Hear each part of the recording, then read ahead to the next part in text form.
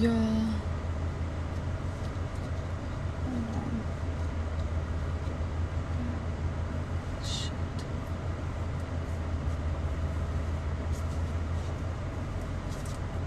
Whatever. It's a mess. Don't even know where that goes. Whatever. Y'all, guess what time it is? Guess what time it is? It's guac time! I did not have time to eat, so we're making guac again today.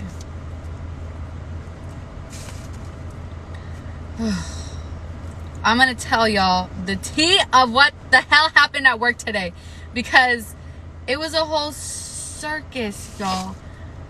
It was hola.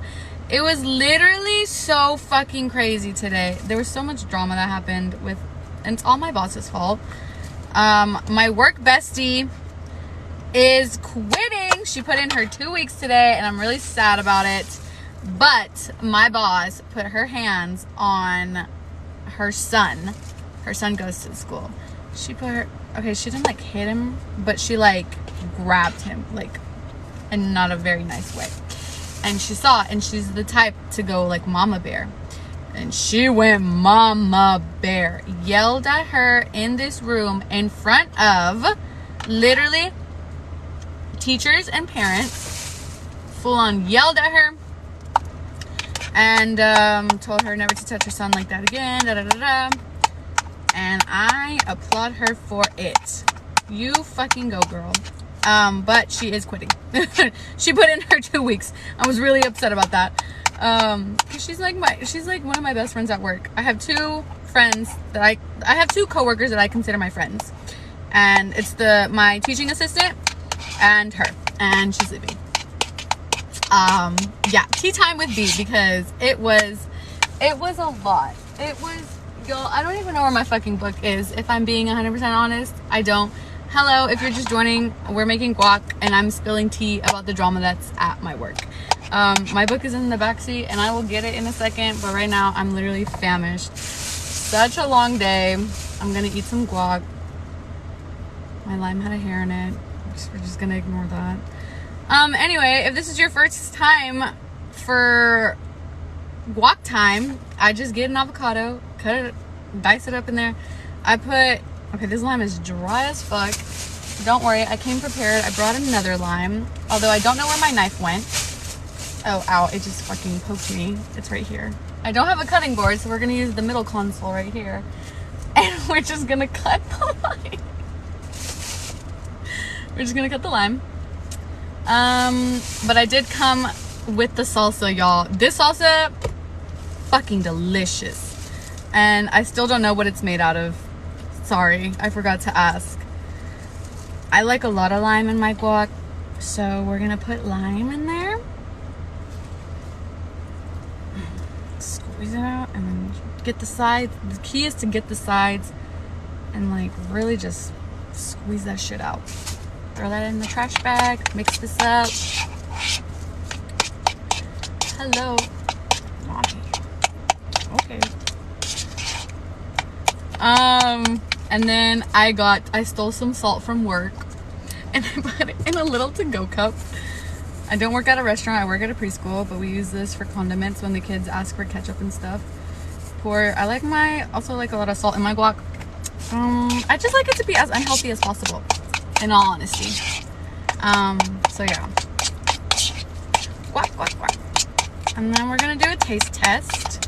What else happened? So much shit is going down at my job. Do y'all know when like so much shit is going back to back to back, you feel like there's like a breaking point coming? I feel like there's a breaking point coming, and I don't know if that's my center getting shut down or what, but I feel something is going to happen. I made that shit perfect. I could use a little bit more salt, just a little bit.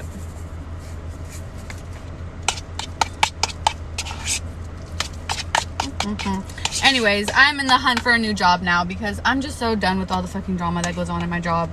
I'm over it. I want nothing to do with it. Yeah, there's so much drama going on there.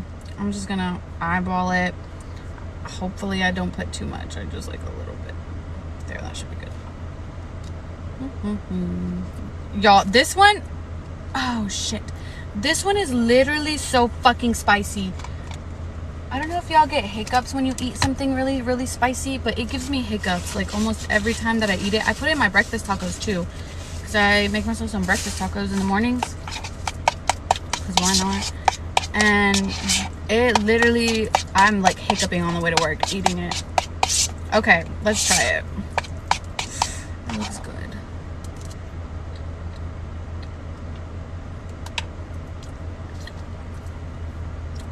What are my pronouns? She, they. Either or. I don't have a preference. Thank you for asking.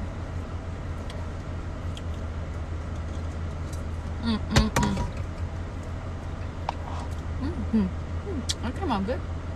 Came out good.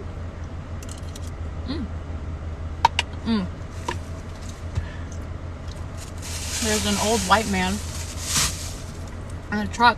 Not directly next to me, but he's pretty close. Okay, I'm going to very awkwardly reach back and get my... I'm just gonna get out and get it. Because there's no way. There's no way. There's no way. I'll be right back. Let me not smell this salt. Hold on. Of course.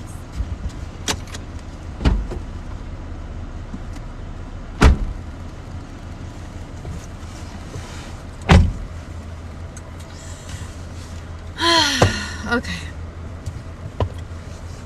Anyway, no, there's an old white man in the truck next to mine, and he's been staring at me while I make my guac this whole time, but I don't even care because he can judge me all he wants.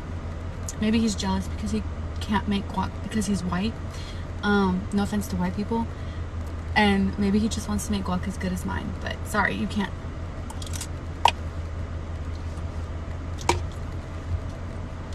Are they good chapters? Ooh.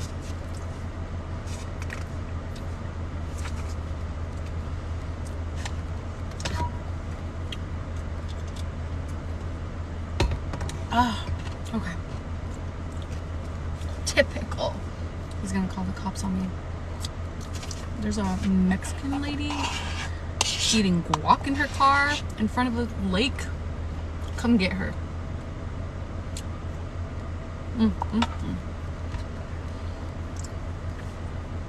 Man, that's good. Early popped off to no.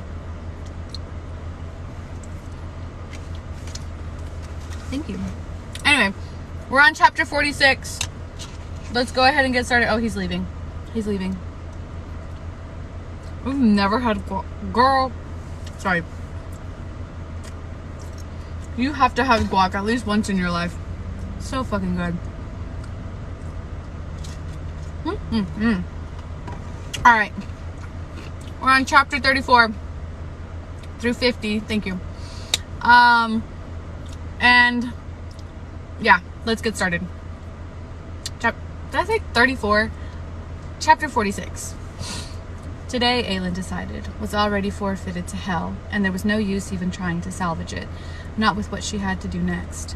Armed to the teeth, she tried not to think about Rowan's words from the night before as they took the carriage across the city. But she heard them beneath every clop of the horse's hooves, just as she'd heard them all night long while she lay awake in bed, trying to ignore his presence. Don't touch me like that. She sat as far from Rowan as she could get without hanging out of the carriage window. She'd spoken to him, of course, distantly and quietly, and he'd given her clipped answers, which made the ride truly delightful. Adian, wisely, didn't ask about it. She needed to be clear-headed, relentless, in order to endure the next few hours. Arabin was dead. Parties in the streets! Parties in the streets! Parties in the streets! That man. Word had come an hour ago that Arabin had been found murdered. Her presence was requested immediately by Tern, Harding, and Mullen, the three assassins who had seized control of the guild and estate until everything was sorted out.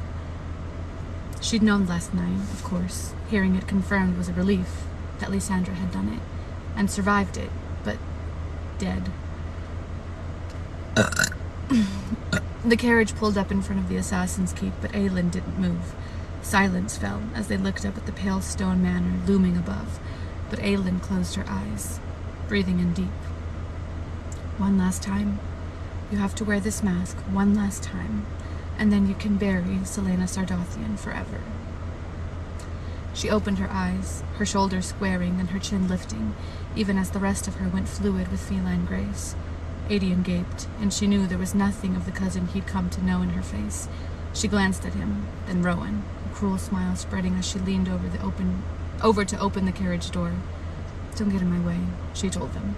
She swept from the carriage, her cloak flapping in the spring wind as she stormed up the steps of the keep and kicked open the front doors. Y'all, what the fuck is she gonna do? I think it's really cute because in a way, never mind, I'm not even gonna say that because I'm gonna make myself cry.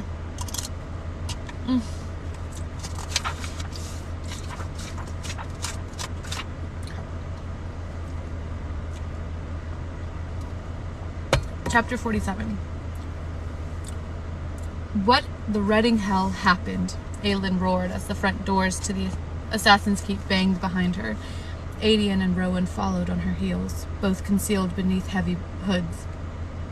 The front hall was empty, but a glass crashed from the closed sitting room, and then 3 males, one tall, one short and slender, and one monstrously muscled, stalked into the hall. Harding, Turn, and Mullen. She bared her teeth at the men, Turn in particular. He was the smallest, oldest, and the most cunning, the ringleader of their little group. He'd probably hoped that she'd killed Arabin that night they ran into each other in the vaults. Start talking now, she hissed. Turn braced his feet apart. Not unless you do the same. Adian let out a low growl as the 3 assassins looked over her companions. Never mind the guard dogs, she snapped, drawing their attention back to her. Explain yourselves. There was a muffled sob from the sitting room behind the men, and she flicked her eyes over Mullen's towering shoulder. Why are those 2 pieces of whoring trash in this house? Turn glowered, because Lysandra was the one who woke up screaming next to his body. Her fingers curled into claws. Was she now? She murmured, such wrath in her eyes that even Turn stepped aside as she stalked into the sitting room. Lysandra was slumped in an armchair, a handkerchief pressed to her face. Clarice, her madam, stood behind the chair, her face pale and tight. Blood stained Lysandra's skin and matted her hair, and patches had soaked through the thin silk robe that did little to hide her nakedness. Lysandra jerked upright, her eyes red and face splotchy. I swear I didn't. A spectacular performance. Why the hell should I believe you? Aylin drawled. You're the only one with access to his room. Clarice, golden-haired and aging gracefully for a woman in her 40s, clicked her tongue. Lysandra would never harm Arabin. Why would she, when he was doing so much to pay off her debts? Aylin cocked her head at the madam. Did I ask for your goddamn opinion, Clarice? Poised for violence, Rowan and Adian kept silent, though she could have sworn a hint of shock flashed in their shadowed eyes. Good. Aylin flicked her attention to the assassins. Show me where you found him. Now. Turn gave her a long look, considering her every word. Sorry. A valiant effort, she thought, to try to catch me in knowing more than I should. The assassin pointed to the sweeping stairs visible through the open sitting room doors. In his room. We moved his body downstairs. You moved it before I could study the scene myself? It was tall, quiet Harding who said, You were told only as a courtesy, and to see if I'd done it. She stalked from the sitting room, pointing a finger behind her at Lysandra and Clarice. If either of them tries to run, she said to Adian, gut them. Adian's grin shone from beneath his hood, his hands hovering within casual reach of his fighting knives. Arabin's bedroom was a bloodbath, and there was nothing fiend as she paused on the threshold, blinking at the blood-drenched bed and the blood pooled on the floor. The hell had Lysandra done to him? She clenched her hands against their trembling, aware that the 3 assassins at her back could see it. They were monitoring her every breath and blink and swallow. How? Mullen grunted. Someone sliced his throat open and let him choke to death on his own blood. Period. Her stomach turned, honestly turned. Lysandra, it seemed, hadn't been content to let him go quickly. There, she said, and her throat closed. She tried again. There's a footprint in the blood. Boots, Tern said at her side. Big. Probably male. He gave Aylin's slender feet a pointed look. Then he studied Rowan's feet, where the prints loomed behind her, even though he'd probably already examined them. The little shit. Of course, the footprints Cale had deliberately left were made with boots different from what any of them wore. The lock shows no signs of tampering, she said, touching the door. Does the window? Go check, Tern said. She would have to walk through Arabin's blood to reach it. Just tell me, she said quietly, wearily. Lock's broken from the outside, Harding said, and Tern shot him a glare. She stepped back into the cool darkness of the hall. Rowan silently kept his distance, his Fey heritage still undetected beneath that hood, and it would remain that way so long as he didn't open his mouth to reveal his elongated canines. Aylin said, "No one reported signs of anything being amiss." Tern shrugged. There was a storm. The murderer probably waited until then to kill him. He gave her another long look, wicked violence dancing in his dark eyes. "Why don't you just say it, Tern? Why don't you ask me where I was last night?" "We know where you were," Harding said, coming to tower over Tern. There was nothing kind in his long, bland face. "Our eyes saw you at home all night. You were on the roof of your house, and then you went to bed. Exactly as she planned." "Are you telling me that detail because you'd like me to hunt down your little eyes and blind them?" Aylin replied sweetly. "Because after I sort out this mess, that's exactly what I plan to do."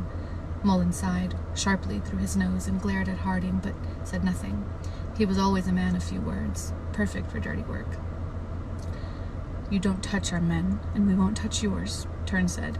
"I don't make bargains with piece of shit, second-rate assassins," she chirped, and gave him a nasty smile as she swept down the hall, past her old room and down the stairs, Rowan a step behind. She gave Adian a nod as she entered the sitting room. He kept up his watchful position, still smiling like a wolf. Lysandra hadn't moved an inch. "You can go," she said to her. Lysandra's head snapped up. "What?" Tern barked. Aylin pointed to the door. "Why would these two money-grubbing whores kill their biggest client? If anything," she said over her shoulder, I think you three would have more to gain." Before they could start barking, Clarice coughed pointedly. "Yes?" Aylin hissed. Clarice's face was deathly pale, but she held her head high as she said, "If you would allow it, the master of the bank will be here soon to read Arabin's will." "Arabin," she dabbed at her eyes, the perfect portrait of grief. "Arabin informed me that we were named. We would like to remain until it has been read." Aylin grinned. "Arabin's blood hasn't dried yet on that bed, and you're already swooping in for your bequest. I don't know why I'm surprised. Maybe I've dismissed you as his murderer too soon, if you're that eager to snatch whatever he's left you." Clarice paled again, and Lysandra began shaking. "Please, Selena," Lysandra begged. I would never." Someone knocked on the front door. Aylin slid her hands into her pockets. Well, what good timing. Damn! Yeah, no, his death still wasn't enough. Even though I know he choked to death on his own blood. Which is good, but it still wasn't enough. Not even close.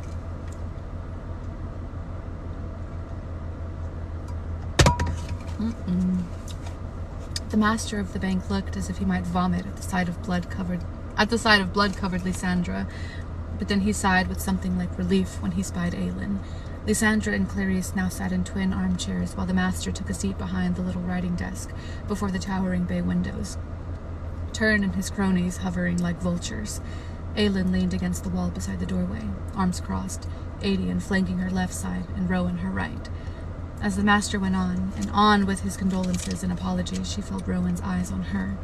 He took a step nearer, as if to brush his arm against hers. She sidled out of his reach. Rowan was still staring at her when the master opened a sealed envelope and cleared his throat. He spouted some legal jargon and offered his condolences again, which goddamn Clarice had the audacity to accept as though she were Arabin's widow. Then came the long list of Arabin's assets, his business investments, his properties, and the enormous, outrageous fortune left on his account. Clarice was practically drooling on the carpet, but Arabin's 3 assassins kept their faces carefully neutral. Are we eating straight guac? That's the best way to eat it. "It is my will," the master read, "that the sole beneficiary of all my fortune, assets, and holdings should be my heir, Selena Sardothian. Oh!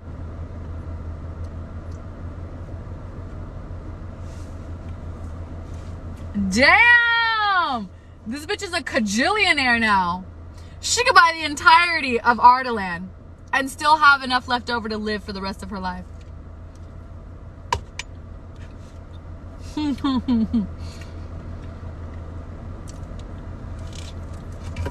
Damn, she just won the Mega Millions.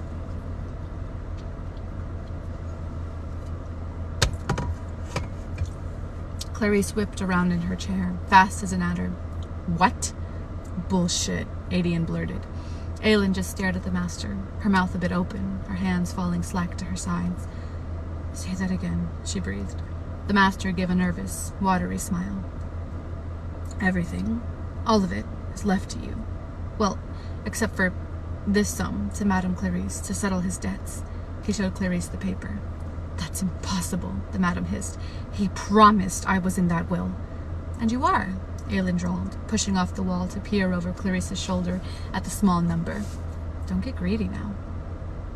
Where are the duplicates? Tern demanded. Have you inspected them? He stormed around the table to examine the will. The master flinched but held up the parchment. Signed by Arobin and utterly legal. We verified the copies in our vaults this morning. All identical, all dated from 3 months ago, when she'd been in Wendelin.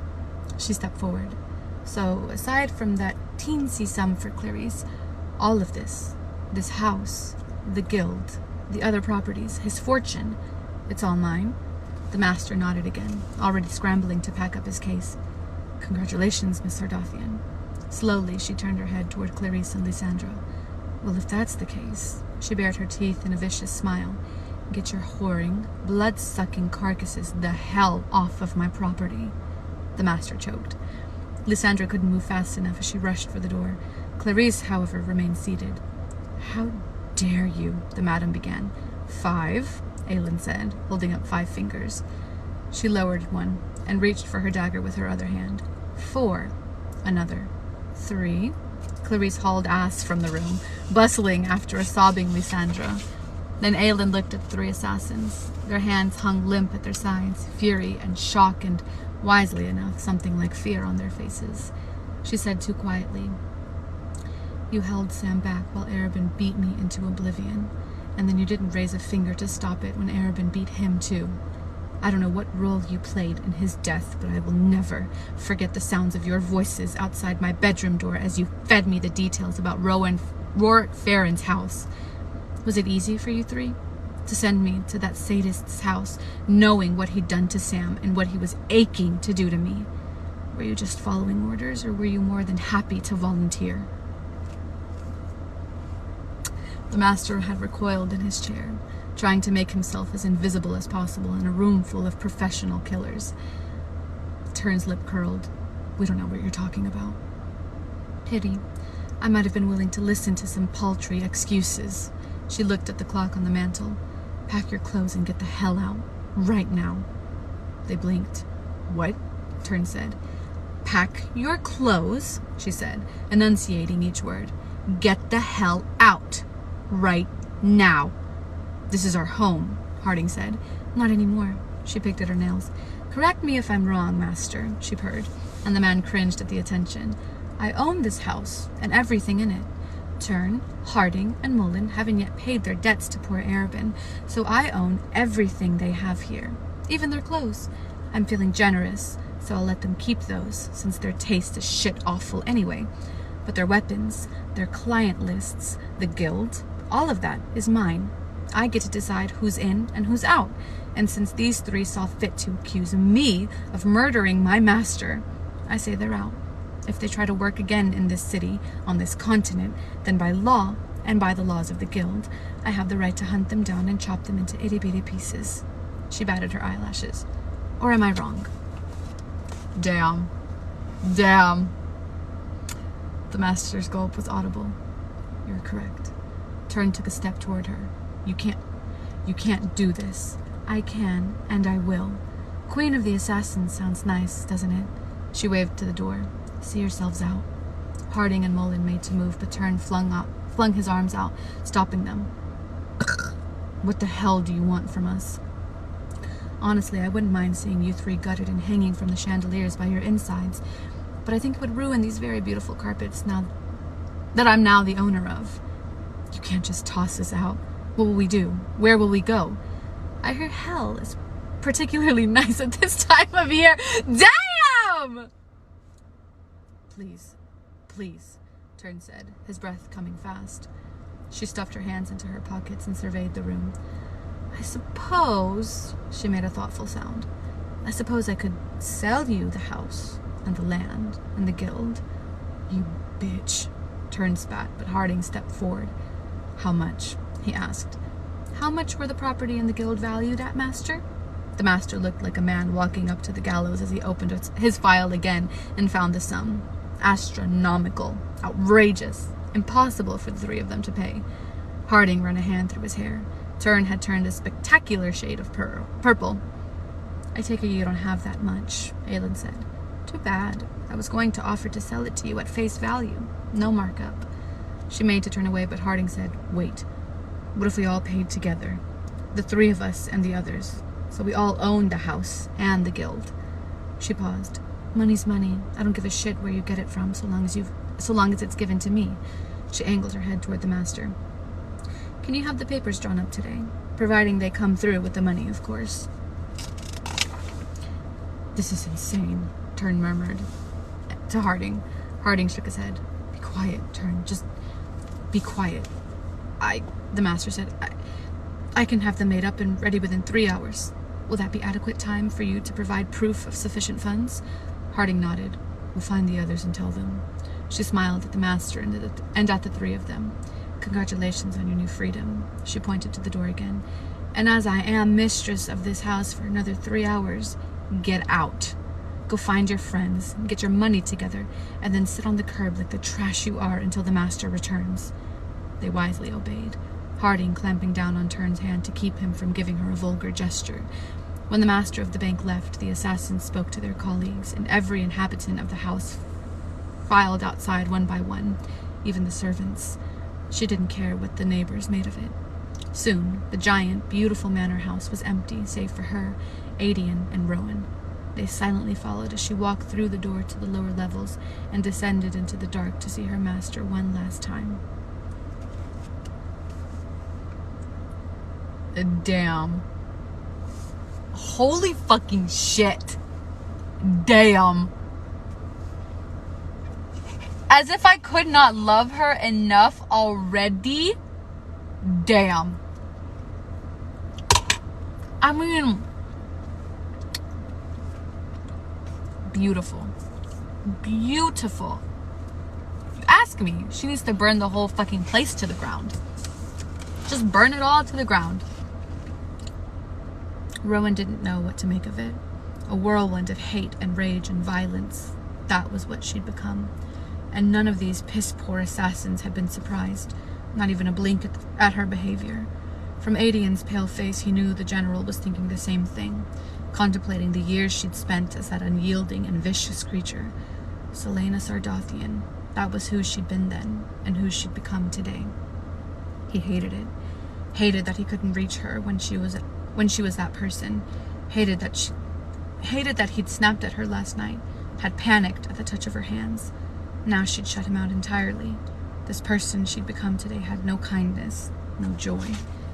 He followed her down into the dungeons, where candles lit a path toward the room where her master's body was being kept.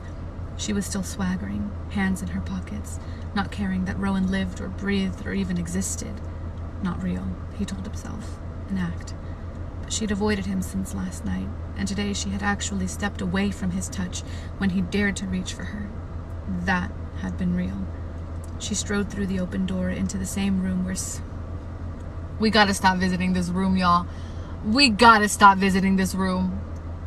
I'm so sick of this room. I can't even fucking put it into words. I'm so fucking sick of this room. Where Sam had lain. Oh my god! Red hair spilled out from underneath the white silk sheet covering the naked body on the table, and she paused before it. If she talks to him, I'm gonna cry. Then she turned to Rowan and Adian. She stared at them, waiting for them to... Adian swore. You switched the will, didn't you? She gave a small, cold smile. Her eyes shadowed. You said you needed money for an army, Adian, so here's your money. All of it, and every coin for Terracin. It was the least Arabin owed us. That night I fought at the pits. We were only there because I'd contacted the owners days before and told them to send out subtle feelers to Arabin about investing. He took the bait, didn't even question the timing of it, but I wanted to make sure he quickly earned back all the money he lost when I trashed the vaults, so we wouldn't be denied one coin owed to us. God damn. Holy burning hell. Adian shook his head. How the hell did you even do it? She opened her mouth, but Rowan said quietly. She snuck into the bank.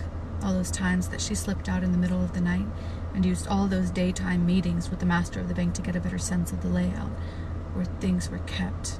This woman, this queen of his. A familiar thrill raced through his blood. You burned the originals? She didn't even look at him. Clarice would have been a very rich woman, and Turn would have become king of the assassins. And you know what I would have received? The amulet of Orinth. That was all he left me. That was how you knew he truly had it, and where he kept it, Rowan said, from reading the will. She shrugged again, dismissing the shock and admiration he couldn't keep from his face. Dismissing him. Adian scrubbed at his face. I don't even know what to say. You should have told me so I didn't act like a gawking fool up there. Your surprise needed to be genuine. Even Lysandra didn't know about the will. Such a distant answer, closed and heavy. Rowan wanted to shake her, demand she talk to him, look at him, but he wasn't entirely sure what he would do if she wouldn't let him near, if she pulled away again while Adian was watching. Aelin turned back to Arabin's body and flipped the sheet away from his face, revealing a jagged wound that sliced across his pale neck. Lysandra had mangled him. Arabin's face had been arranged in an expression of calm, but from the blood Rowan had seen in the bedroom, that the man had been very much awake while he choked on his own blood. Good. Aelin peered down at her former master, her face blank, save for a slight tightening around her mouth. I hope the Dark God finds a special place for you in his realm, she said, and a shiver went down Rowan's spine at the midnight caress in her tone. She extended a hand behind her to Adian. Give me your sword. Adian drew the sword of Orinth and handed it to her. Aelin gazed down at the blade of her ancestors as she weighed it in her hands. When she raised her head, there was only icy determination in those remarkable eyes, a queen exacting justice. Then she lifted her father's sword and severed Arabin's head from his body. It rolled to the side with a vulgar thud, and she smiled grimly at the corpse. Just to be sure, was all she said. Damn! Part 2, Queen of Light.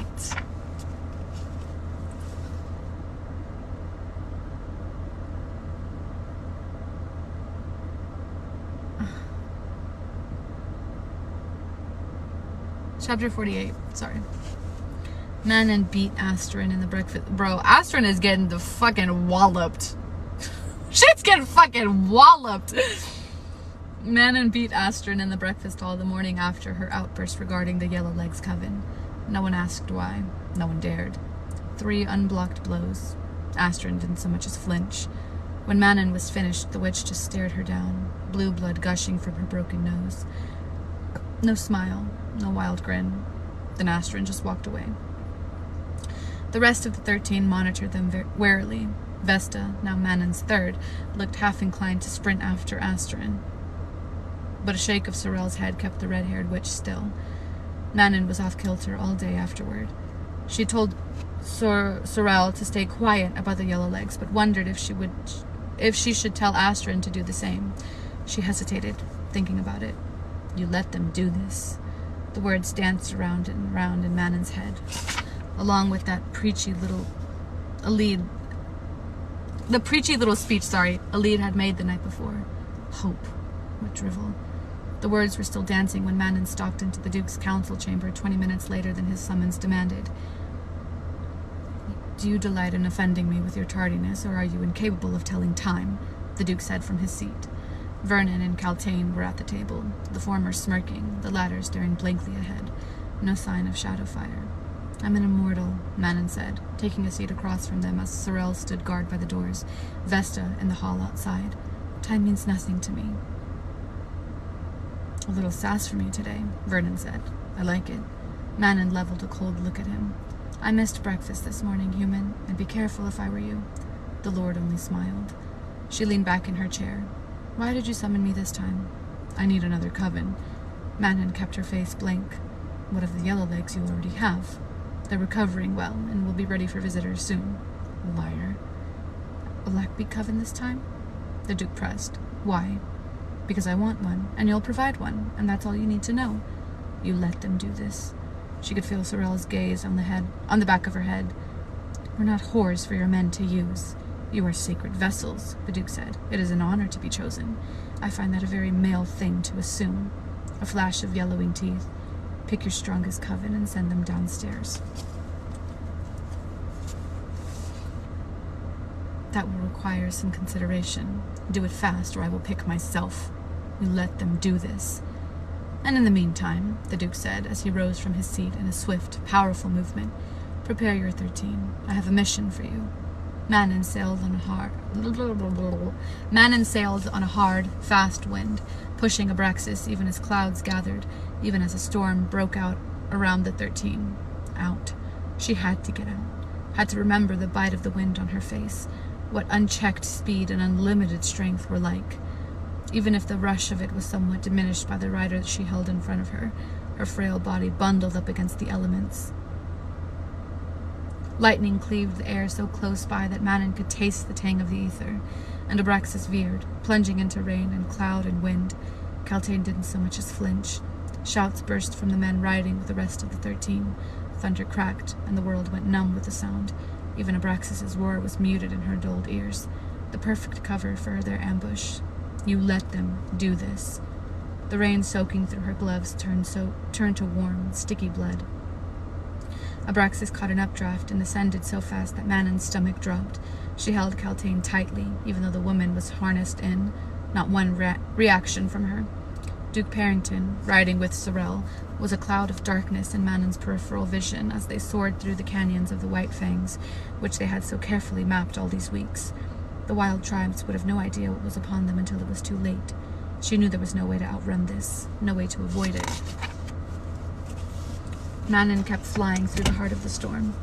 When they reached the village, blended into the snow and rock, Sorrel swooped in close enough for Kaltain to hear Parrington. The houses, burn them all. Manon glanced at the Duke, then at her charge. Should we land? From here, the Duke roared, and his face became grotesquely soft as he spoke to Kaltain. Do it now, pet. Below, a small female figure slipped out from one of the heavy tents.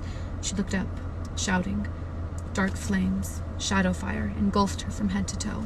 Her scream was carried to Manon on the wind. Then there were others, pouring out as the unholy fire leaped upon their houses, their horses. All of them, Kaltain, the Duke said over the wind. Keep circling, wing leader. Sorrel met Manon's stare. Manon quickly looked away and reeled Abraxas back around the pass where the tribe had been camped. There were rebels among them. Manon knew because she tracked them herself. Shadow fire ripped through the camp. People dropped to the ground, shrieking, pleading in tongues Manon didn't understand. Some fainted from the pain. Some died from it. The horses were bucking and screaming. Such wretched sounds that even Manon's spine stiffened. Then it vanished. Kaltain sagged in Manon's arms, panting, gasping down raspy breaths. She's done, Manon said to the Duke. Irritation flickered on his granite-hewn face. He observed the people running about, trying to help those who were weeping or unconscious or dead. Horses fled in every direction. Land, wing leader, and put an end to it. Any other day, a good bloodletting would have been enjoyable. But his order, she'd scouted this tribe for him. You let them do this. Manon barked the command to Abraxas, but his descent was slow, as if giving her time to reconsider. Kaltain was shuddering in Manon's arms, nearly convulsing. What's wrong with you? Manon said to the woman, half wondering if she should stage an accident that would end with the woman's neck snapped on the rocks. Kaltain said nothing, but the lines of her body were locked tight, as if frozen despite the fur she'd been wrapped in. Too many eyes. There were too many eyes on them for Manon to kill her. And if she was so valuable to the Duke, Manon had no doubt he'd take one or all of the 13 as retribution. "Hurry, Abraxas," she said, and he picked up his pace with a snarl. She ignored the disobedience, the disapproval, in the sound. They landed on a flattened bit of mountain ledge, and Manon left Caltaine in Abraxas's care as she stomped through the sleet and snow toward the panicking village. The 13 silently fell into rank behind her. She didn't glance at them. Part of her didn't dare to see what might be on their faces. The villagers halted as they beheld the coven standing atop the rock outcropping, jutting over the hollow where they'd made their home. Manon drew Windcleaver, and then the screaming started anew.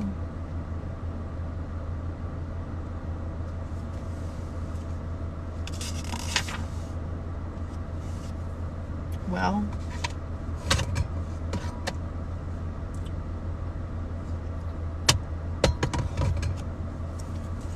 Chapter 49. By mid-afternoon, Aelin had signed all the documents the master of the bank brought over, abandoned the keep to its horrible new owners, and Adian still hadn't wrapped his mind around everything that she had done. Their carriage deposited them at the edge of the slums, and they kept to the shadows as they made their way home, silent and unseen. Yet when they reached the warehouse, Aelin kept walking toward the river several blocks away, without so much as a word. Rowan took a step to follow, but Adian cut him off. He must have had a death wish, because Adian had even raised his brows a bit at the Fey Prince before he sauntered down the street after her. He'd heard their little fight on the roof last night, thanks to his open bedroom window. Even now, he honestly couldn't decide if he was amused or enraged by Rowan's words. "Don't touch me like that." When it was obvious, the warrior prince felt quite the opposite. But Aelin, gods above, Aelin was still figuring it out. She was stomping down the street with delightful temper as she said, "If you've come along to reprimand..." "Oh," she sighed. "I don't suppose I can convince you to turn around." "Not a chance in hell, sweetheart." She rolled her eyes and continued on. They walked silently for block after block until they reached the glimmering brown river. A decrepit, filthy length of cobblestone walkway ran along the water's edge. Below, abandoned and crumbling posts were all that was left of an ancient dock. She stared out across the muddy water, crossing her arms. The afternoon light was nearly blinding as it reflected off the calm surface. "Out with it," she said. "Today. Who you were today. That wasn't entirely a mask. That bothers you? You saw me cut down the king's men. It bothers me that the people we met today didn't bat an eye at that person. It bothers me that you were that person for a time." "What do you want me to tell you? Do you want me to apologize for it?" "No. Gods, no. The words were coming out all wrong.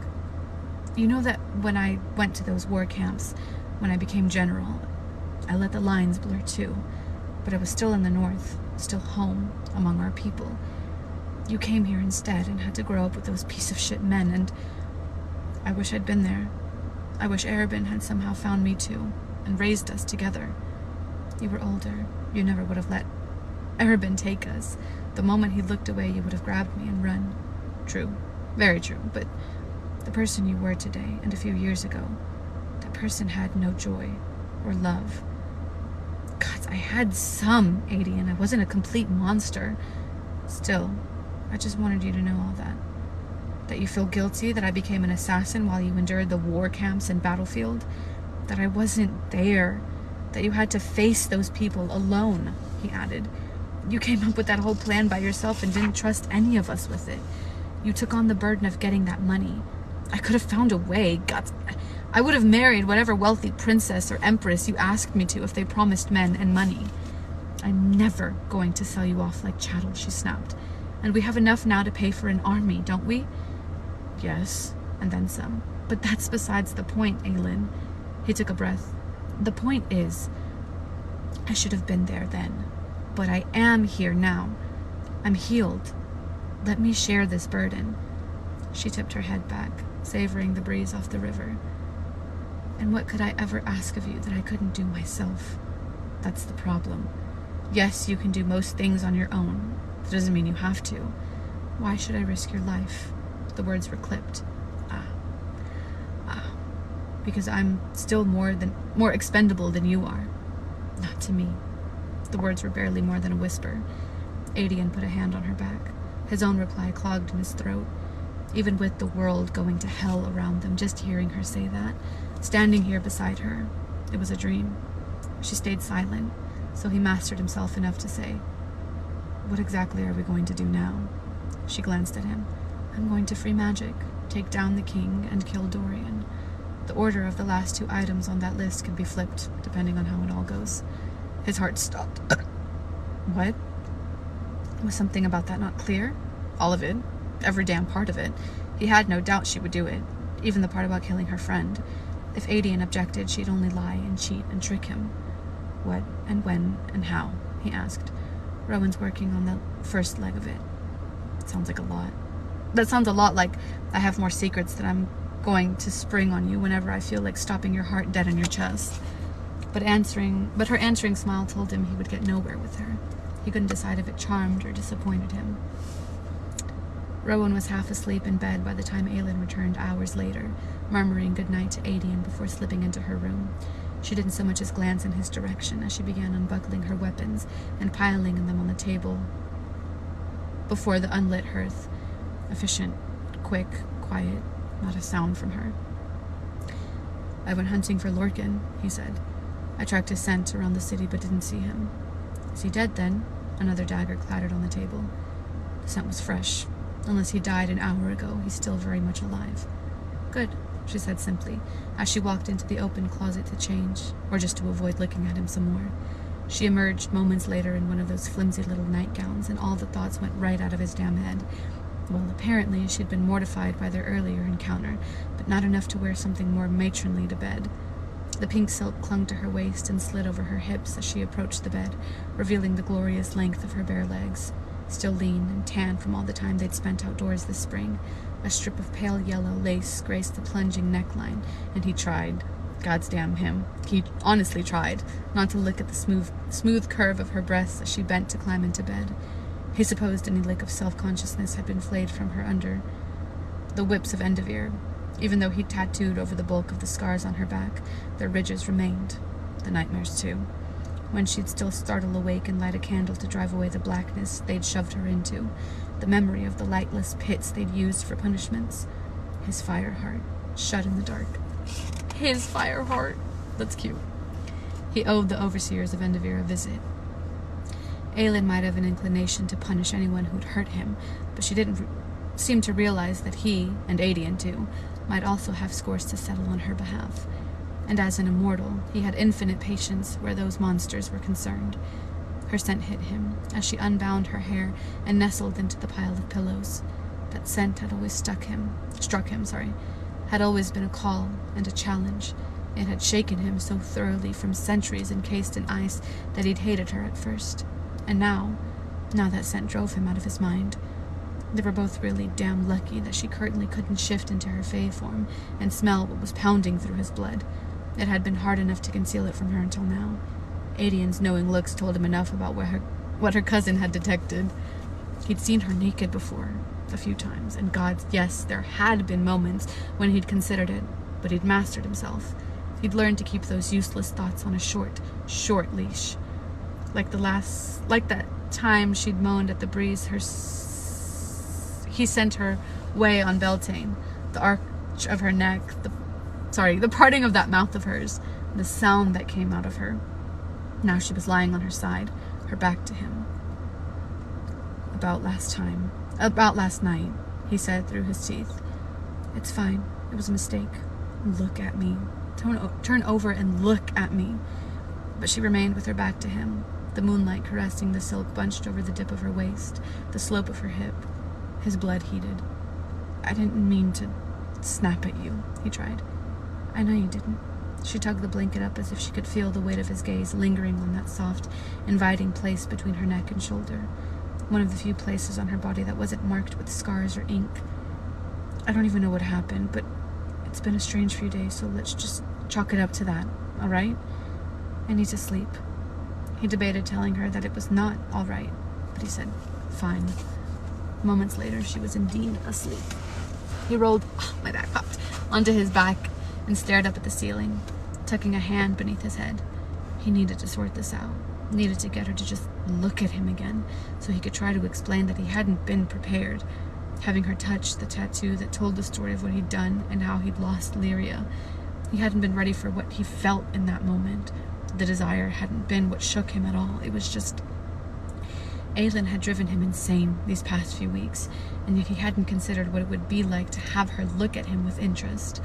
It wasn't at all the way it had been with the lovers he'd taken in the past. Even when he'd cared for them, he hadn't really cared. Being with them had never made him think of that flower market, never made him remember that he was alive and touching another woman while Lyria was dead, slaughtered. And Aylin, if he went down that road, and if something happened to her, his chest seized at the thought. So he needed to sort it out. Needed to sort himself out too, no matter what he wanted from her, even if it was agony.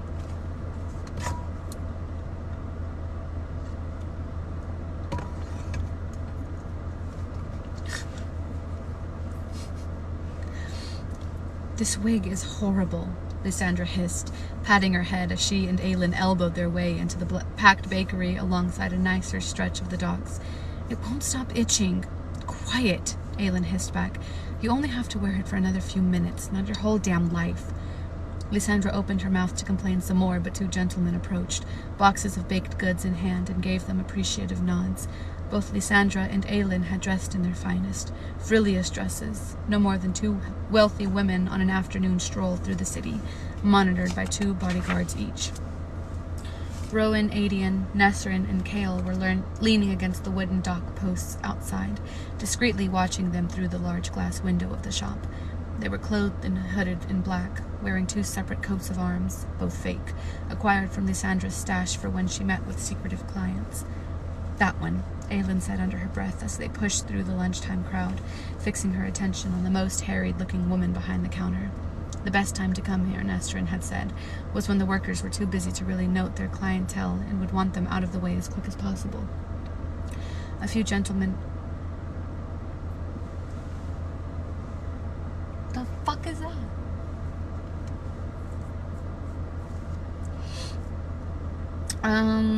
A few gentlemen parted to let them pass, and Lysandra cooed her thanks. Aylin caught the eye of the woman behind the counter. What can I get you, miss? Polite, but already sizing up the customers clustering behind Lysandra.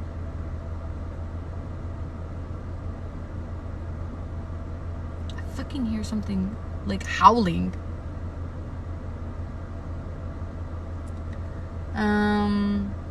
I want to talk to Nellie, Aylin said. She was to make me a brambleberry pie. The woman narrowed her eyes.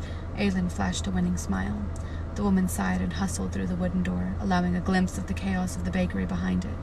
A moment later, she came back out, giving Aylin a she'll-be-out-in-a-minute look, and going right to another customer. Fine. Aylin leaned against one of the walls and crossed her arms. Then she lowered them. A lady didn't loiter. So Clarice has no idea? Aylin said under her breath, watching the bakery door. None, Lysandra said, and any tears she shed were for her own losses. You should have seen her raging when we got into the carriage with those few coins. You're not frightened of having a target on your back? I've had a target on my back since the day I was born, Aylin said, but I'll be gone soon enough, and I'll never be Selena again anyway. Lysandra let out a little hum. You know, I could have done this for you on my own. Yes, but 2 ladies asking questions are less suspicious than one. Lysandra gave her a knowing look. Aylin sighed. It's hard, she admitted, to let go of the control. I wouldn't know. Well, you're close to paying off your debts, aren't you? You'll be free soon. A casual shrug. Not likely. Clarice increased all of her debts since she got shut out of Arabin's will. It seems she made some advance purchases and now has to pay for them. God, she hadn't even considered that. Hadn't even thought about what it might mean for Lysandra and the other girls. I'm sorry for any extra burden it's caused you. To have seen the look on Clarice's face when the will was read, I'll gladly endure another few years of this. A lie, and they both knew it. I'm sorry, Aylin said again, and because it was all she could offer, she added, Evangeline looked well and happy just now. I could see if there was a way to take her when we go, and drag an 11-year-old across kingdoms and into a potential war. I think not. Evangeline will remain with me. You don't need to make me promises. How are you feeling? Aylin asked, after the other night. Lysandra watched 3 young women giggle to one another as they passed a handsome young man. Fine. I can't quite believe I got away with it, but we both pulled it off, I suppose. You regret doing it? No. I regret I regret that I didn't get to tell him what I really thought of him. I regret that I didn't tell him what I'd done with you. To see the betrayal and shock in his eye. Me and Lysandra, same fucking mind. Same fucking mind. Me and her. That's why she's my bitch. That's why I love her. To see the betrayal and shock in his eyes. I did it so fast and had to go for the throat, and after I did, I just rolled over and listened until it was done. But her green eyes were shadowed. Do you wish you had been the one to do it? No. And that was that. She glanced at her friend's saffron and emerald gown. That dress suits you. She jerked her chin toward Lysandra's chest, and does wonders for them too. The poor men in here can't stop looking. Trust me, having larger ones isn't a blessing. My back hurts all the time. Lysandra frowned down at her full breasts. As soon as I get my powers back, these things will be the first to go. Aelin chuckled. Lysandra would get her powers back once that clock tower was gone. She tried not to let the thought sink in. Really? If it wasn't for Evangeline, I think I'd just turn into something with claws and fangs and live in the wilderness forever. No more luxury for you? Lysandra pulled a bit of lint off of Aelin's sleeve. Of course I like luxury. You think I don't love these gowns and jewels? But in the end, they're replaceable. I've come to value the people in my life more. Evangeline is lucky to have you. I wasn't just talking about her, Lysandra said, and she chewed on her full lip. You. I'm grateful for you. Aelin might have said something back, something to adequately convey the flicker of warmth in her heart, had a slim, brown-haired woman not emerged from the kitchen door. Nellie. Aelin pushed off the wall and flounced up to the counter, Lysandra in tow. Nellie said, You came to see me about a pie? Lysandra smiled prettily, leaning close. Our supplier of pies, it seems, vanished with the shadow market. She spoke so softly that even Aelin could barely hear. Rumor has it you know where he is. Nellie's blue eyes shuddered. Don't know anything about that. Aelin delicately placed her purse on the counter, leaning in so that the customer and workers couldn't see as she slid it toward Nellie, making sure the coins clinked. Heavy coins. We are very, very hungry for pie, Aelin said, letting some desperation show. Just tell us where he went. No one escaped the shadow market alive. Good. Just as Nesrin had assured them. Nellie didn't talk easily. It would be too suspicious for Nesrin to ask Nellie about the opium dealer, but two vapid, spoiled rich women? No one would think twice. Lysandra had another coin purse on the counter. One of the other workers glanced their way, and the courtesan said, We'd like to place an order. The worker focused on her customer again, unfazed. Lysandra's smile turned feline. So tell us where to pick it up, Nellie. Someone barked Nellie's name from the back, and Nellie glanced between them, sighing. She leaned forward and whispered, They got out through the sewers. We heard guards were down there too, Aelin said. Not down far enough. A few went to the catacombs beneath, still hiding out down there. Bring your guards. Don't let them wear their sigils. Not a place for rich folk. Catacombs. Aelin had never heard of catacombs beneath the sewers. Interesting. Nellie withdrew, striding back into the bakery. Aelin looked down at the counter. Both bags of coins were gone. They slipped out of the bakery unnoticed and fell into step with their 4 bodyguards. Well, Nesrin murmured. Was I right? Your father should fire Nellie, Aelin said. Opium addicts are piss-poor employees. She makes a good bread, Nesrin said, and then fell back to where Cale was walking behind them. Would you learn? Adian demanded. And do you care to explain why you needed to know about the shadow market? Patience, Aelin said. She turned to Lysandra. You know, I bet the men around here would cut out their snarling. What the fuck is that? I bet the men around here would cut out their snarling. Oh, okay, if you turned into a ghost leopard and snarled back at them. Lysandra's brows rose. Ghost leopard? Adian swore. Do me a favor and never turn into one of those. What are they? Lysandra said. Rowan chuckled under his breath and stepped a bit closer to Aelin. She tried to ignore it. They'd barely spoken all morning. Adian shook his head. Devils cloaked in fur. They live up in the staghorns, and during the winter, they creep down to prey on livestock. As big as bears, some of them. Meaner. And when the livestock runs out, they prey on us.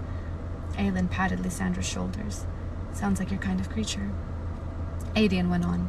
They're white and gray, so you can barely make them out against the snow and rock.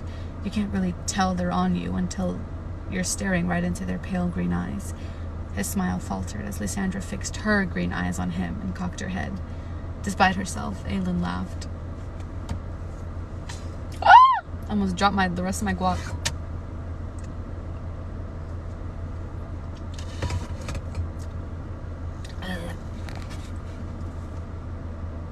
Hold on.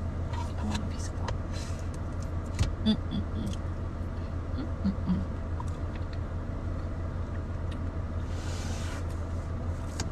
Okay.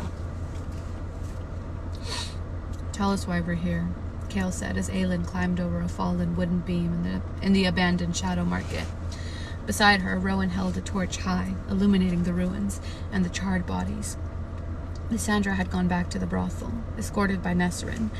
Aelin had swiftly changed into her suit in the alley and stashed her gown behind a discarded crate, praying no one snatched it before she could return. Just be quiet for a moment, Aelin said, tracing the tunnels by memory. Rowan shot her a glance, and she lifted a brow. What? You've come here before, Rowan said. You came to search the ruins. That's why you smelled of ash, too. Adian said, Really, Aelin? Don't you ever sleep? Kale was watching her now, too, though maybe that was to avoid looking at the bodies littered around the halls. What were you doing here the night you interrupted my meeting with Brulu and Ress? Aelin studied the cinders of the oldest stalls, the soot stains, the smells. She paused before one shop, whose wares were now nothing but ash and twisted bits of metal. Here we are, she trilled, and strode into the hewn rock stall, its stones burned black. It smells like opium, Rowan said, frowning. Aelin brushed her foot over the ashy ground, kicking away cinders and debris. It had to be somewhere. Ah. She swept away more and more, the ash staining her black boots and suit. At last, a large, misshapen stone appeared beneath her feet. A worn hole near its edge. She said casually, Did you know that in addition to dealing opium, this man was rumored to sell hellfire? Rowan whipped his gaze to her. Hellfire. Nearly impossible to attain or make, mostly because it was so lethal. Just a vat of it could take out half the castle's retainer wall. He would never talk to me about it, of course, Aelin went on. No matter how many times I came here, he claimed he didn't have it, yet he had some of the ingredients around the shop. All very rare, so there must have been a supply of it here. She hauled open the stone trapdoor to reveal a ladder descending into the gloom.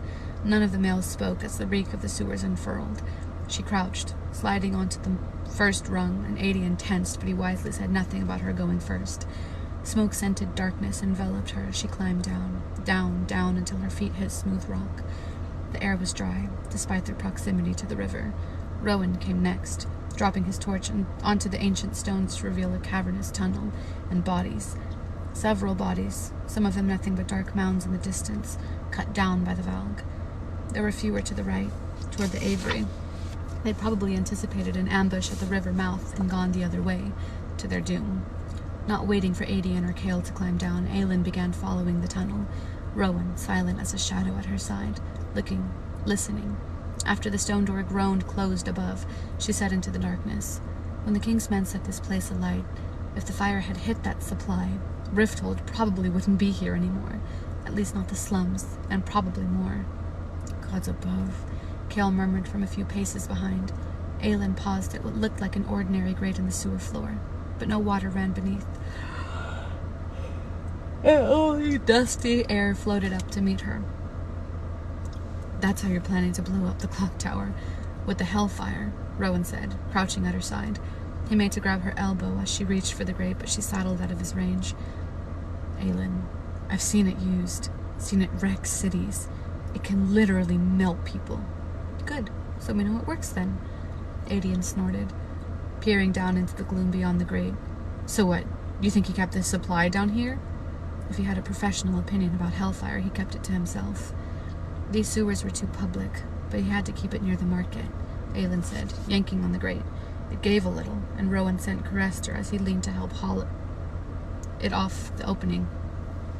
It smells like bones and dust down here, Rowan said, his mouth quirked to the side. But you suspected that already. Kale said from a few feet behind, That's what you wanted to know from Nellie, where he was hiding, so he can sell it to you. Aelin lit a bit of wood from Rowan's torch. She carefully poised poised it just beneath the lip of the hole before her, the flame lighting a drop of about 10 feet with cobblestones beneath. A wind pushed from behind, toward the hole, into it. She set aside the flame and sat on the lip of the hole, her legs swinging in the dimness beneath. What Nellie doesn't know yet is that the opium monger was actually caught 2 days ago, killed on sight by the king's men. You know, I do think Arabin sometimes has had no idea whether he really wanted to help me or not. It had been his casual mention of it at dinner that had set her thinking, planning. Rowan murmured, so his supply in the catacombs is now unguarded. She peered into the gloom below. Finders keepers, she said, and jumped.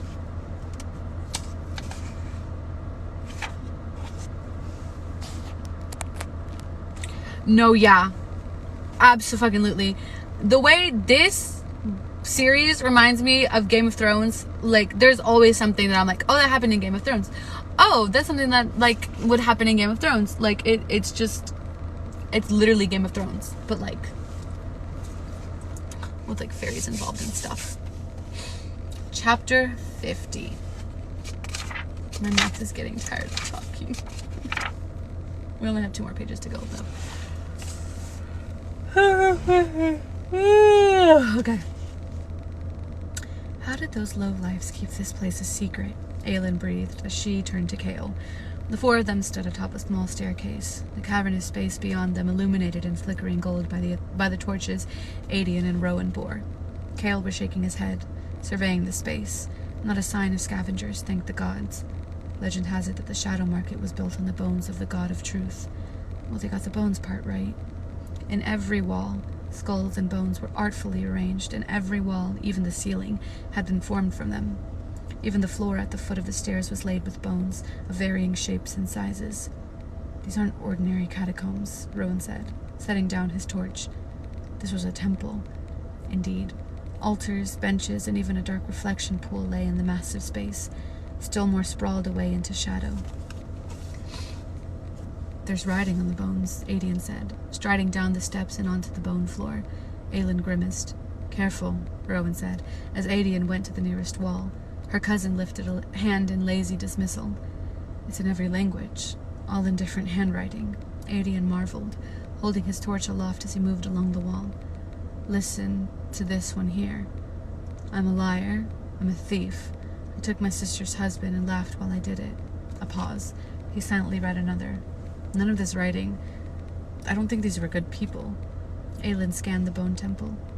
We should be quick, she said. Really damn quick. Adian, you take that wall. Kale, the center. Rowan, the right. I'll grab the back. Careful of where you wave your fire. God's help them if they unwittingly placed a torch near the hellfire. She took a step down, and then another, then the last one onto the bone floor. A shudder crawled through her as she glanced at Rowan out of instinct. His tight face told her all she needed to know, but he still said, This is a bad place. Kale strode past them, his sword out. Then let's find this hellfire supply and get out.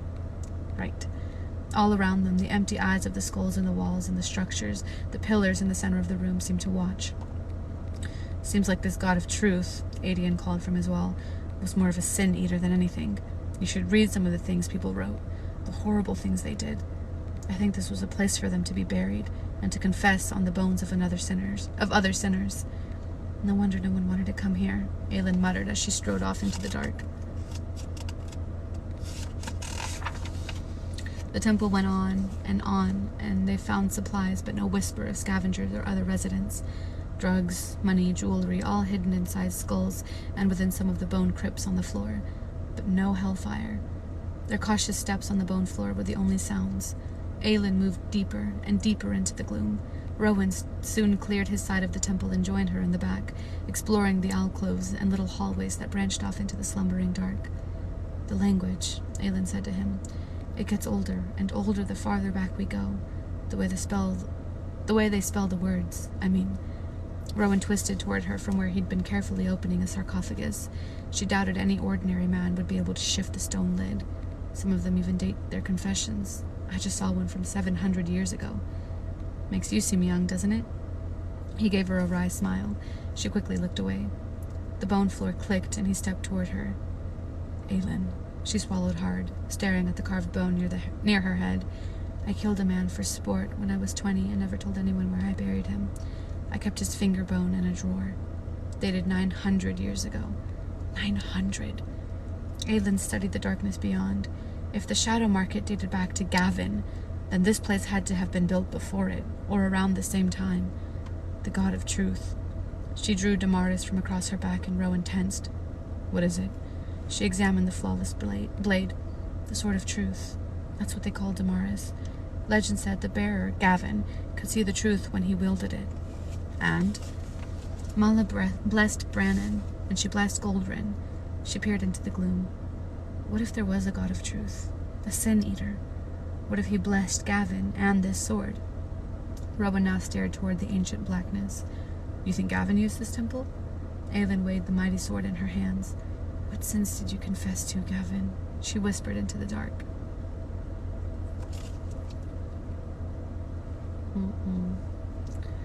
Deeper into the tunnels they went. Deep into the tunnels they went, so far that when Adian's triumphant cry of "Found it!" reached Aelin and Rowan, she could barely hear it, and barely cared. Not when she stood before the back wall, the wall behind the altar of what had no doubt been the original temple, where the bones were nearly crumbling with age, the writing almost impossible to read. The wall behind the altar was pure stone, white marble and carved in word marks, and in the center was a giant rendering of the eye of Elena. Cold. It was so cold here that their breath clouded in front of them, mingling. Whoever this god of truth was, Rowan murmured, as if trying not to be overheard by the dead, he was not a benevolent sort of deity. No. With a temple built from the bones of murderers and thieves and worse, she doubted this god had been a particular favorite. No wonder he'd been forgotten. Aelin stepped up to the stone. Damaris turned icy in her hand. So frigid her fingers splayed, and she dropped the sword on the altar floor and backed away. Its clang against the bones was like thunder. Rowan was instantly at her side, his sword out. The stone wall before them groaned. It began shifting, the symbols rotating, altering themselves. From the flicker of her memory, she heard the words. It is only with the eye that one can see rightly. Honestly, Aelin said as the wall at last stopped rearranging itself from the proximity of the sword. A new, intricate array of word marks had formed. I don't know why these coincidences keep surprising me. Can you read it? Rowan asked. Adian called their names and Rowan called back, telling them both to come. Aelin stared up at the carvings. It might take me some time. Do it. I don't think it was chance that we found this place. Aelin shook off her shiver. No, nothing was ever chance. Not when it came to Elena and the word keys. So she loosed a breath and began. It's about Elena and Gavin, she said. The first panel, here, she pointed to a stretch of symbols, describes them as the first king and queen of Ardalan, how they were mated. Then it jumps back to the war. Footsteps sounded and light flickered as Adian and Cale reached them. Cale whistled. I have a bad feeling about this, Adian said. He frowned at the giant rendering of the eye, and then at the one around Aelin's neck. Get comfortable, she said. Aelin read a few more lines, deciphering and decoding, so hard the word marks were so damn hard to read. It describes the demon wars with the Valg that had been left here after the First War, and she read the line again, and the Valg this time were led, her blood chilled, by one of the three kings, the king who remained trapped here after the gate was sealed. Oh, is that the king of Ardalan? Bitch, shut the fuck up. What? The king who remained trapped here after the gate was sealed. It says that to look upon a king, to look upon a Val king, was to gaze into... She shook her head. Madness? Despair? I don't know that symbol. He could take any form, but he appeared to them now as a handsome man with golden eyes, the eyes of the Val kings. She scanned the next panel. They did not know his true name, so they called him Erwin, the Dark King. Adian said. Then Elena and Gavin battled him. Your magic necklace saved their asses, and Elena called him by his true name, distracting him enough for Gavin to slay him.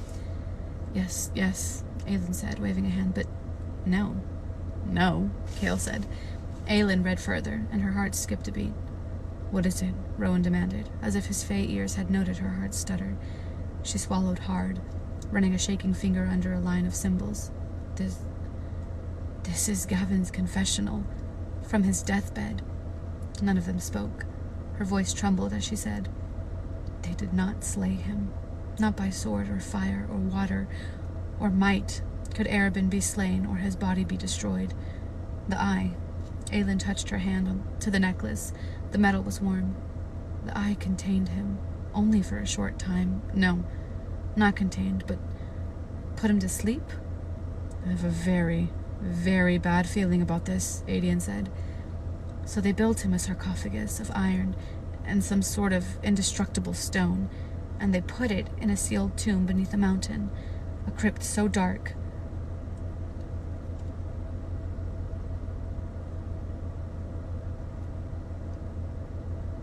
beneath a mountain, y'all. Oh my god.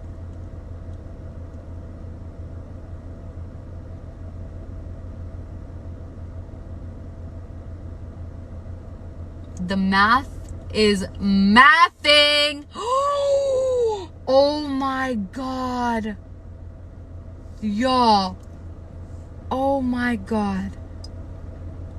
A crypt so dark that there was no air, no light. Upon the labyrinth of doors, she read, they put symbols, unbreakable by any thief or key or force. "You're saying that they never killed Erwin?" Cale said. Gavin had been Dorian's childhood hero, she recalled, and the story had been a lie. Elena had lied to her. "Where did they bury him?" Rowan asked softly. "They buried him." Her hands shook so badly that she lowered them to her sides. "They buried him in the Black Mountains and built a keep atop the tomb so that the noble family who dwelled above might forever guard it." "There are no Black Mountains in Ardalan," Cale said. Aelin's mouth went dry. "Rowan," she said quietly, "how do you say Black Mountains in the old language?" A pause, and then a loose breath. "Morath." Yep, there it is. There it is. There it fucking is, Rowan said. She turned to them, her eyes wide. For a moment, they all just stared at one another. "What are the odds," she said, "that the king is sending his forces down to Morath by mere coincidence?" "What are the odds," Adian countered, that our illustrious king has acquired a key that can unlock any door, even a door between worlds, and his second-in-command happens to own the very place where Erwin is buried?" "The king is insane," Cale said. "If he plans to raise Erwin..." "Who says he hasn't already?" Adian asked. Aelin glanced at Rowan. His face was grim. "If there is a valid king in this world, we need to move fast, get those word keys, and banish them all back to their hellhole." She nodded. "Why now, though? He's had the two keys for at least a decade. Why bring the Valg over now?" "It would make sense," Cale said, "if he's doing it in anticipation of raising Erwin again, to have an army ready for him to lead." Aelin's breathing was shallow. "The summer solstice is in 10 days. If we bring magic down on the solstice, when the sun is the strongest, there's a good chance my power will be greater than 2. She turned to Adian. "Tell me you found a lot of hellfire." His nod wasn't as reassuring as she'd hoped. Damn. Get my girl Manon the fuck out of there right now. Oh my god, my back hurts. Oh my god. Jesus. Y'all, we're almost done. Look at that. I'm stressed out. Literally, I already knew what he was gonna say. But the confirmation that I got, it was too much. Too much. Ugh. Y'all, I'm fucking... Oh my god, my back hurts so bad. Okay. Well, basically what I just heard is that everyone is doomed. Everyone is fucked. No one is making it out of this alive. Look what I heard.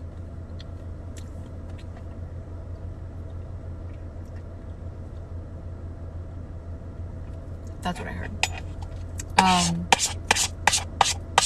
At this point, if I were them and I just got that bit of information, I think I would just throw in the fucking towel. What is the fucking point? You expect me to fight a Val King? Absolutely not. Absolutely not.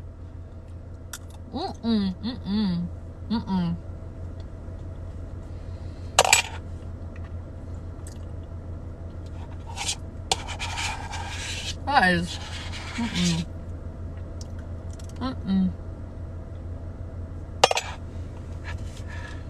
Ow. What the fuck are we gonna do?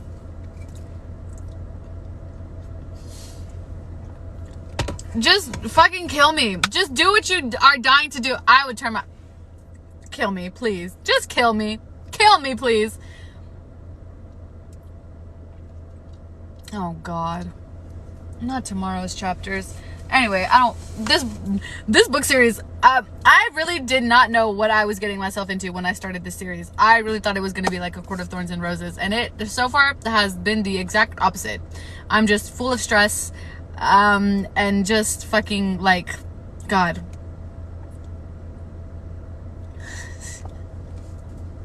Yup. Anyway.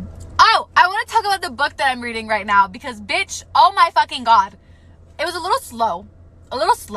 It's To Kill a Kingdom, and it's a Little Mermaid retelling, but Ariel is named Lyra, and she is a siren who literally fucking hates humans, and she like goes around killing princes and taking their hearts, right? And the prince is like a siren hunter who's like hunting, you know, and he kills sirens. I finally got to where I didn't know how their paths were going to cross in like a way that one of them wasn't going to immediately die. But I got to that point. I'm on chapter am I on? I'm like dying to read this right now because this is a true enemies to lovers. Y'all, if there was ever an enemies to lovers, it's this one. It's this one. There hasn't been any like tension yet, any like sexual tension. I'm on chapter 18. There's been no sexual tension, but I cannot wait for it to become a thing. I cannot wait for those lines to blur. I cannot wait. God, I can't wait. It's gonna be a good one. I already know. Yeah. I went into a reading slump after reading this chapters because I was like, I don't want them to die. No, literally, that's how I'm feeling right now. If I don't read their deaths, they are not dead. They are still alive in my mind. Just like if I hadn't finished The Assassin's Blade, Sam would still be alive. If I had just stopped at page, 311, after he told her that he loved her, I would have been fine. And they would have been living happily ever after in my fucking fantasy. But unfortunately, I did have to finish the book. So now we're here. Did you like it? Was it good? This one? Was it good? Because I have high hopes for it, and if it disappoints, then I'm gonna be very sad. Very, very sad.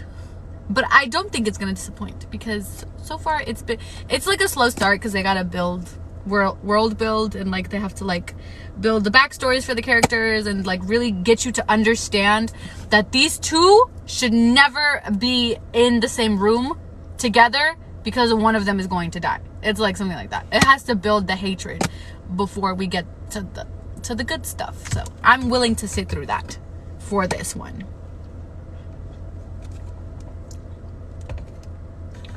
It's good to get you going. Right now I just got in. Damn. And we're done. I always feel so bad.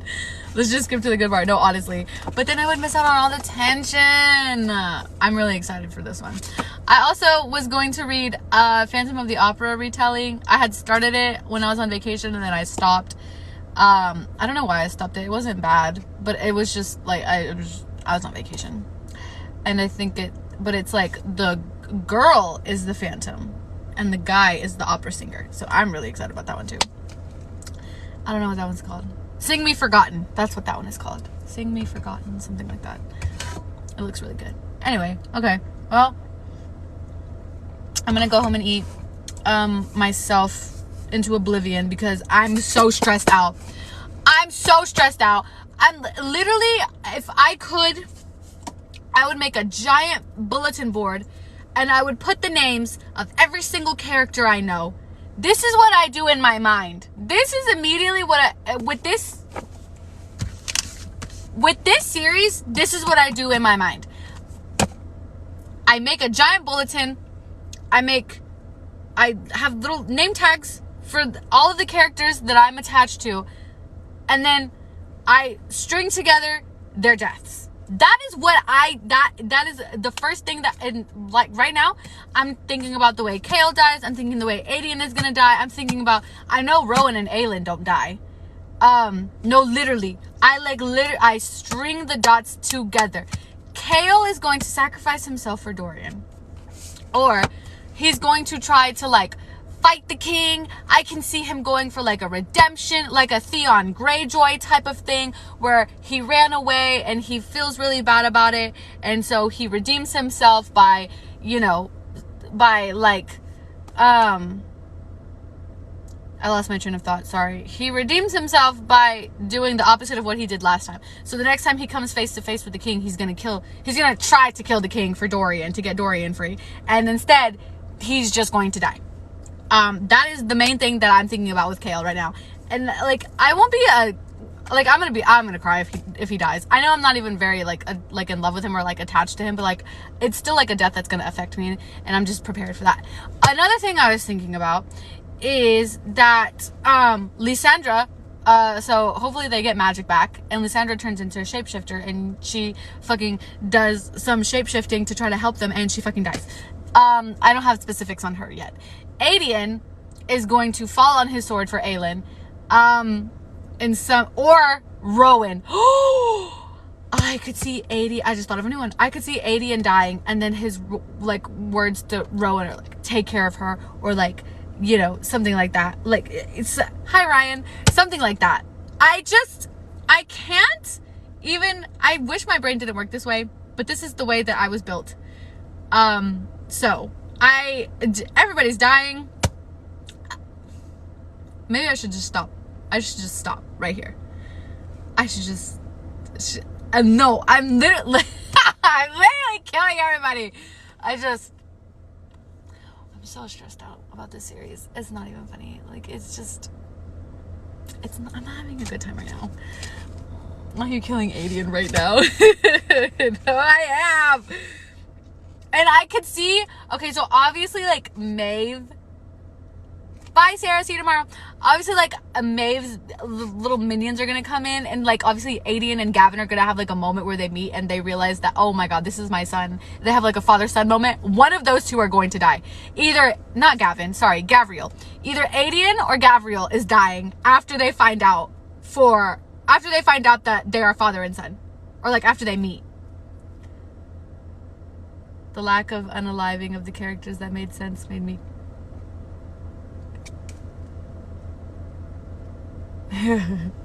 No. I'm prepared for either Aedion or Gavriel to die.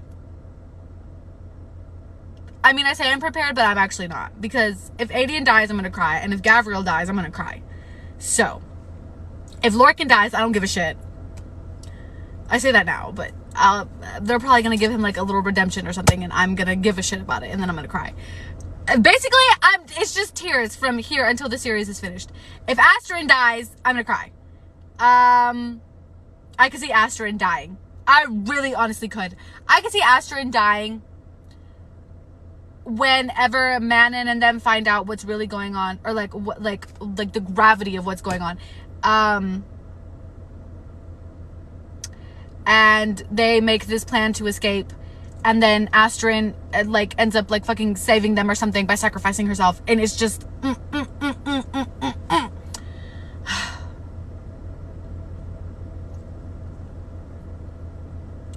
it's not gonna be fun. Anyway, I'll see y'all tomorrow. I'm gonna stop thinking about the way literally every single character in this book is gonna die, except for Aelin and Rowan. They're the only two that are making